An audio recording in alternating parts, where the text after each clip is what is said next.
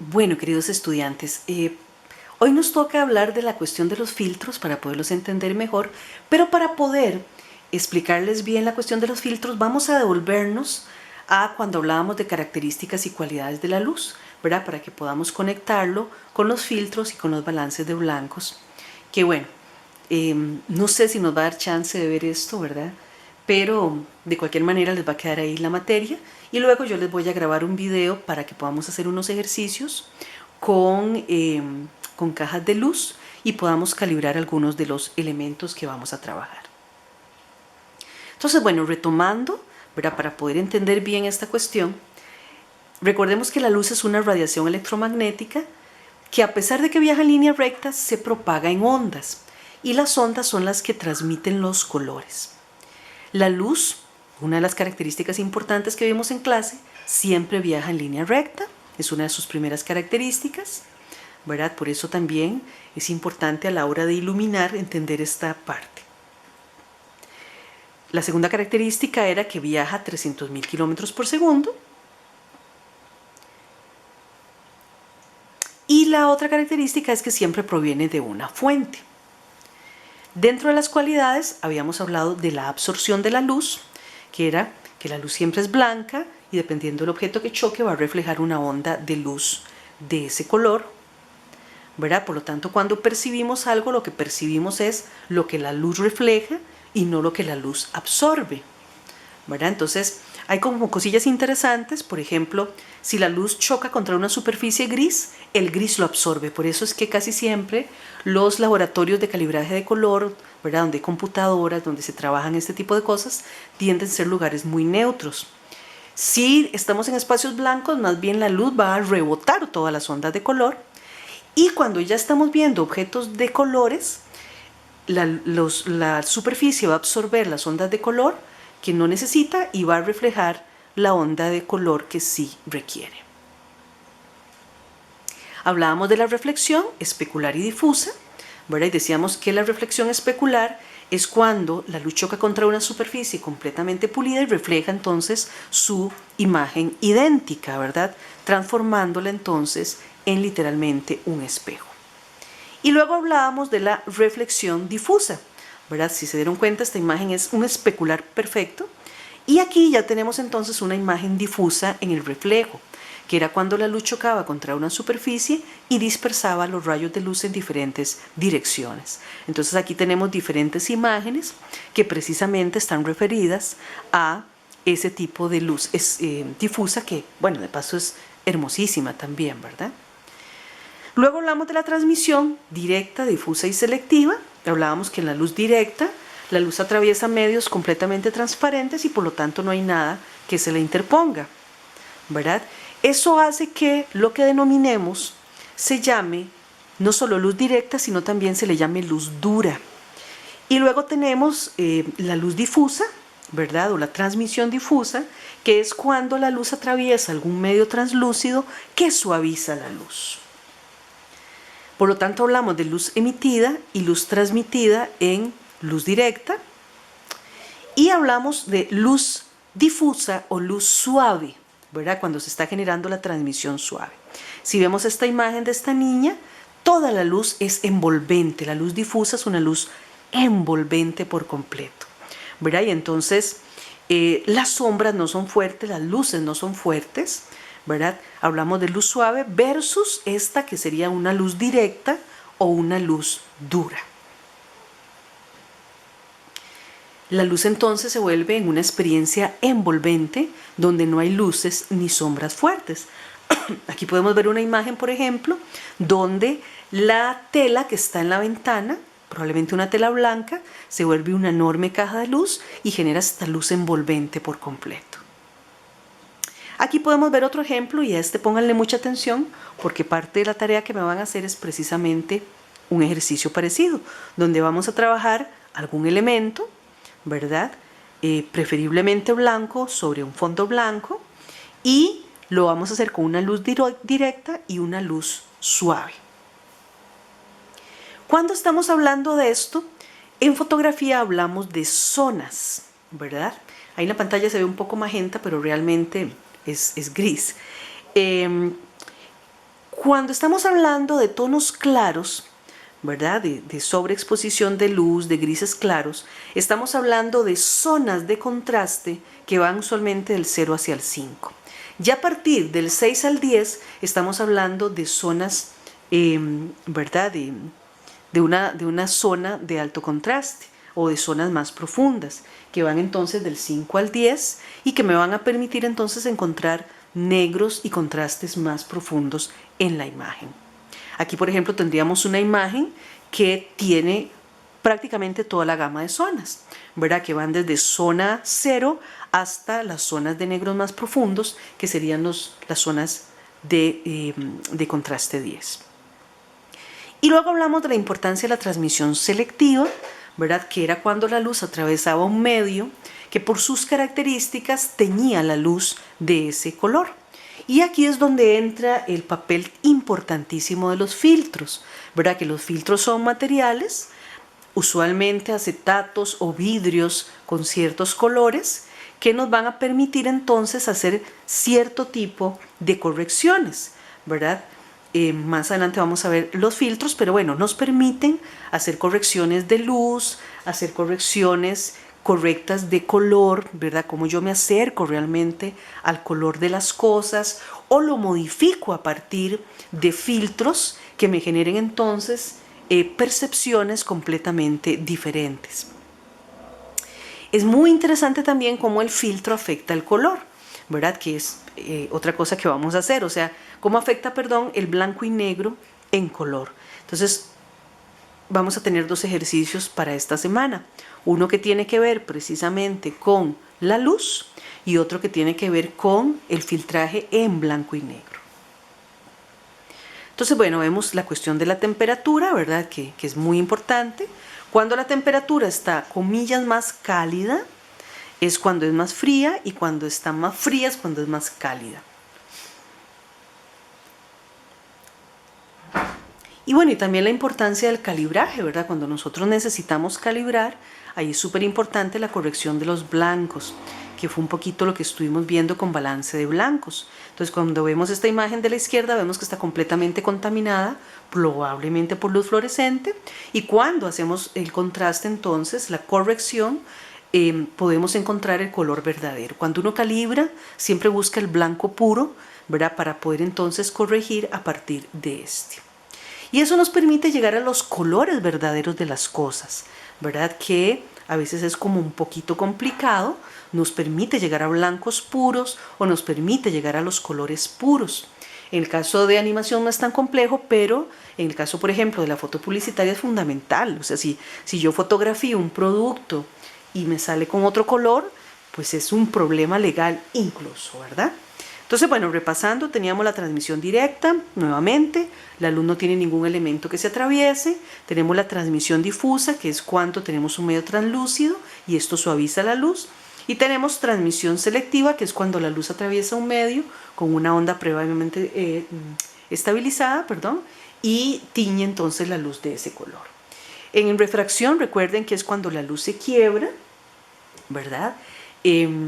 Yo voy a tratar en lo posible de explicarles a través de un video cómo es el proceso de iluminación y cómo ya todas estas cosas las vamos a ver aplicadas precisamente en iluminación, que es de lo que vamos a hablar la próxima semana, ¿verdad? Entonces, bueno, para poder hacer estos ejercicios de iluminación que les van a servir para generar el proyecto final, esperemos en Dios, vamos a requerir nuevamente de este conocimiento, por eso se los estoy repasando, para que podamos trabajar la luz. Recuerden que la refracción de la luz es cuando la luz choca contra algo que por sus características quiebra la dirección de la luz. De hecho, bueno, les pongo este ejemplo que me fascina, ¿verdad? Como un martín pescador es capaz de visualizar y calcular el ángulo en el que va el pez, porque finalmente él está viendo el pez, pero el pez está en otra zona. Para que me entiendan mejor, veamos esta, ¿verdad? Yo estoy viendo la cabeza, pero realmente el cuerpo se está reflejando en otro lugar y además se está magnificando. O sea, cuando vemos un cuerpo en el agua, el cuerpo es más grande, ¿verdad? De lo que realmente es, porque el agua se vuelve una lupa. Entonces, ese martín pescador no solo tiene que calcular el ángulo en el que realmente el pez va, ¿sí? Sino que además también tiene que calcular la distancia real en que el pez está. Entonces es bien complicado, ¿verdad? La refracción de la luz en el agua es muy, muy complicada. Y de hecho iluminar bajo el agua es una de las cosas más complejas, ¿verdad? Recordemos entonces que la refracción se da cuando la luz pasa de un medio transparente a otro, y al hacer esto, digamos que hay un cambio de dirección debido a la distinta velocidad que la luz tiene para propagarse en ese medio.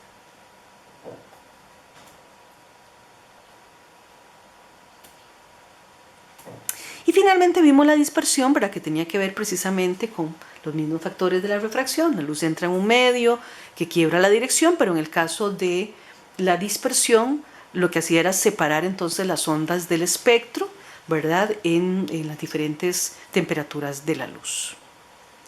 Se va a dar en condiciones particulares, ¿verdad? Obviamente tenemos los arcoíris, un charco de aceite también puede presentar eso. A partir de aquí entonces tenemos que entender todo lo que tiene que ver con los filtros fotográficos. Los filtros fotográficos se utilizan para modificar características de luz en los registros que estamos haciendo en las escenas. Y va a haber algo muy importante que se denomina factor filtro, ¿verdad? El factor filtro es la capacidad que tiene un filtro o la densidad que tiene un filtro para corregirlo.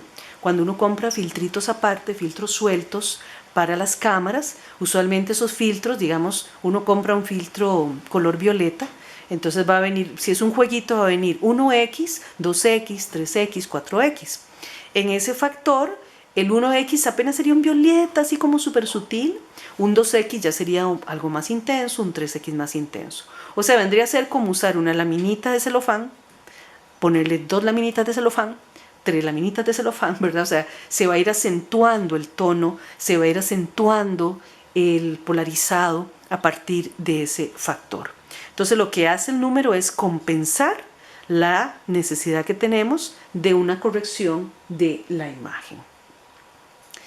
El filtro además tiene muchas otras funciones, o sea, vamos a tener dos tipos de filtros. Vamos a tener los filtros que se denominan filtros de coloración, ¿verdad? Que lo que hacen es simplemente, va de nuevo, luz selectiva, donde lo que hacemos es teñir la escena a partir del filtro. Es como cuando vamos por un paisaje, la luz está súper fuerte, nos ponemos unos anteojos de sol y de pronto uno empieza a ver el mundo súper lindo, lo ves más cálido, lo ves rosado, lo ves dependiendo de lo que tenga. Los filtros de coloración están muy relacionados con experiencias sensoriales de las cosas, ¿verdad? O sea, cuando vemos esta imagen, que obviamente es una cuestión de una película, obviamente la imagen de arriba es una imagen más cálida, nos da una sensación, ¿verdad?, como de algo más acogedor, versus la primera imagen, que es una imagen mucho más fría. Entonces, estos filtros de coloración usualmente son materiales de vidrio o gelatina, o como el celofán, ese tipo de materiales que son completamente transparentes, pero que tienen una tonalidad específica, ¿verdad? Una onda, una longitud de onda específica, y que además alteran la percepción psicológica que podamos tener de la luz.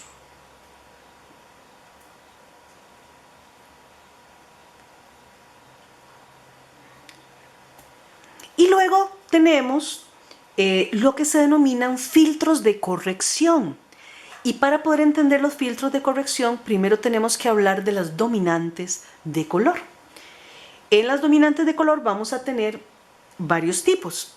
Vamos a tener las que denominamos dominantes imperceptibles o tolerables, ¿verdad? Que son aquellas donde hay un pequeño descalibraje de la luz.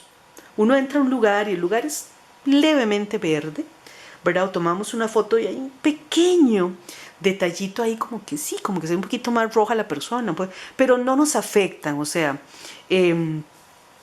depende mucho de situaciones ambientales, ¿verdad? Y entonces suelen pasar inadvertidas porque forman parte de un contexto y no nos afectan a nosotros, ¿verdad? Si podemos ver estas dos imágenes, obviamente en la pantalla a ustedes les va a salir diferente, pero la imagen de la izquierda tiene un leve amarillito, un amarillito muy sutil, y la de la derecha ya no lo tiene, ¿verdad? Entonces vean que hay un punto rojo, incluso el punto rojo aparecía en la imagen de la película, en el segundo cuadrito, ¿verdad? Que cuesta un toquecito que se vea, pero bueno, ahí aparece. Entonces ese punto rojo es donde nosotros medimos blancos, ¿verdad? Uno mide blanco y entonces el blanco es el que nos da el color real de las cosas. Pero en estas dos imágenes es una sutileza, o sea, los fotógrafos somos tremendamente histéricos con esto, ¿verdad? Entonces yo a veces veo fotos de ustedes y yo les digo, es que está un pelín magenta o está un pelín de tal cosa, ¿verdad? En este caso también de pronto vemos el espacio de arriba, lo vemos cálido, como que más bien eso nos da como una sensación de algo acogedor y no nos afecta, ¿verdad? Ahí está el punto rojo de nuevo que está tratando de leer el blanco de la pared para calibrar correctamente los colores. Y luego tenemos aquellos que se denominan dominantes indeseadas o injustificadas, que ahí sí cuando uno ve las cosas uno dice, no, esa hamburguesa está podrida, ¿verdad? Porque de pronto nos ponen la foto de una hamburguesa o vemos un menú y las fotos están tan pésimamente tomadas que están todas descalibradas. Entonces hay una cosa, ¿verdad?, con respecto a la comida, donde uno dice, uy, no, si esto sabe cómo se ve muy mal. O que vemos rostros o que vemos cosas que ya sí el cerebro no es capaz de aceptar, ¿verdad? Entonces, como dice la diapo, nos producen un rechazo visual cuando afectan tonos importantes en nuestra memoria visual, tonos de piel, alimentos, objetos cotidianos. Se pueden tratar de forma adecuada por medio de filtros de corrección de color. Entonces, bueno, de pronto vemos esta foto de esta niña. Hay gente que el calibraje lo tiene así pegado en la suela del zapato y ven la foto de la niña verde y dicen, ay, qué cosa más linda, y le ponen un marco y lo pegan en la pared porque ni siquiera se dan cuenta que está absolutamente descalibrada, ¿verdad? Pero bueno, obviamente nosotros sabemos que la foto está mal, que el color de la piel no es verde, ¿verdad? Y entonces inmediatamente nuestro cerebro lo tiende a rechazar. Va de nuevo entonces los filtros de corrección de color, ¿verdad? Se usan para corregir las dominantes de color, ¿verdad?, que existen en la toma para poder equilibrar correctamente la luz. En el caso nuestro, en el caso de la fotografía digital, se hacen a través del balance de blancos o a través del manejo de filtros físicos de compensación realmente. Y bueno, y vamos a ver también que algunas cámaras digitales traen también otra escala de corrección aparte del balance de blancos. Es muy importante, a veces en el celular cuesta un toque calibrar correctamente la foto, pero sí lo hemos logrado bastante bien. Y bueno, entonces de pronto tenemos esta escena donde sí está muy contaminado porque hay una luz tungsteno, una luz súper cálida que hace que los blancos se vean contaminados. Entonces podemos irla corrigiendo ya en la imagen de la derecha. Ya vemos por completo los blancos, ¿verdad? De pronto uno puede dejar ahí, como les digo, un cierto tonito en ciertas imágenes porque le da un pequeñín toquecito de calidez, ¿verdad? Ese es precisamente el éxito que tienen los filtros de Instagram, ¿verdad? De pronto la foto roja de arriba puede ser interesante como una propuesta artística, pero obviamente vamos a tender a corregirlo para llegar a una solución aceptable para el cerebro. Y luego tenemos una cantidad de filtros especiales que son muy importantes, ¿verdad? Como el caso de los filtros ND o los filtros de densidad neutra, que son los que usualmente cuando uno compra una cámara vienen por default casi, ¿verdad? O sea, viene el filtrito gris y uno no sabe qué caramba hacer con él. Bueno, los filtros de densidad neutra son muy importantes. Suelen ser grises y reducen la intensidad de la luz sin alterar el color. Eso es muy importante. Se utilizan para evitar la sobreexposición de la luz. Entonces aquel famoso ejemplo que yo les daba de una catarata, ¿verdad? Que yo quiero fotografiar una catarata, una caída de agua, pero no quiero congelarla, son las 11 de la mañana, el sol está súper fuerte y yo quiero que la catarata o que esa caída de agua no me quede congelada. Entonces yo cierro el diafragma, bajo el ISO, hago todas las instrucciones que la profe me dijo, pero cuando yo tomo la foto, la condenada foto sale sobreexpuesta. Porque claro, para yo lograr esa imagen de movimiento creativo, para evitar el congelamiento, yo tengo que poner una velocidad lenta. Pero al poner una velocidad lenta, la foto se quema, la foto queda blanca. La única manera de que no pase eso es precisamente con un filtro de densidad neutra. Incluso nos puede ayudar un filtro de densidad neutra a lograr estas sutilezas de pronto en una imagen, ¿verdad? Evita la sobreexposición de la luz y podemos lograr este tipo de imágenes bien interesantes. Aquí tenemos, por ejemplo, el ejemplo de una foto donde el resto de la escena está sobreexpuesta, pero donde estamos viendo el filtro precisamente hay detalle, ¿verdad? A esos que nos estamos refiriendo. Este que está aquí en la foto es un filtro de densidad muy suave, pero es el suficiente como para evitar la sobreexposición de la imagen. Y vean que acentúa los colores, no los modifica, ¿verdad? Lo que hace es como que tuviéramos chance de poder cerrar un poco más el diafragma o tuviéramos chance de poder darle más velocidad, ¿verdad? Lo que pasa es que la cámara llega un momento que tiene un límite y cuando ya nosotros tocamos ese límite ya no podemos hacer nada más, solo usando filtros.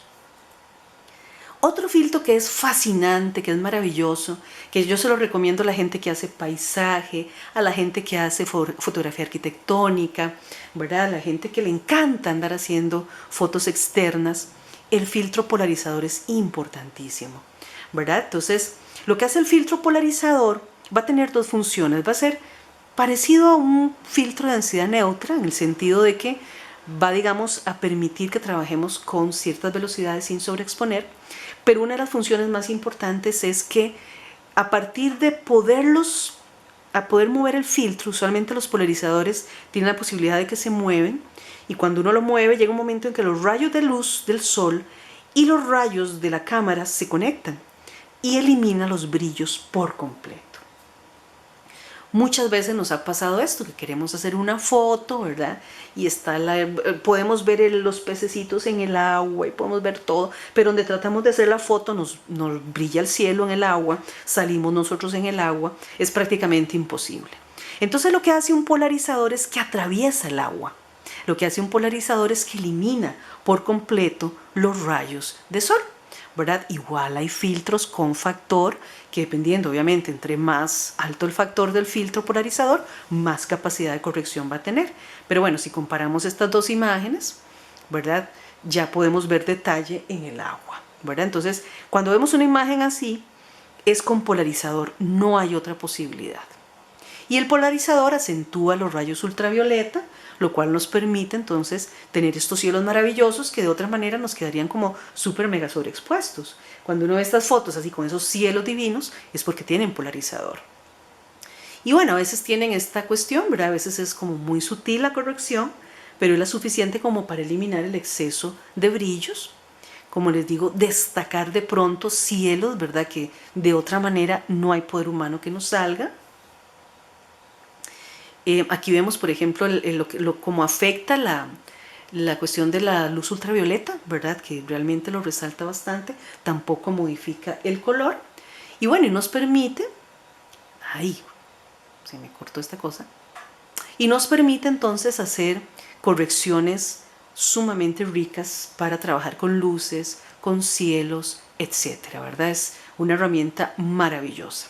Luego hay una serie de filtros de efectos, pero tal vez de los más importantes, que esperemos que podamos hacer algún ejercicio práctico si regresamos a la U, es precisamente el polarizador y el neutro, que son dos filtros que nos van a permitir sobre todo extender las posibilidades de toma fotográfica sin sobreexposición en las tomas.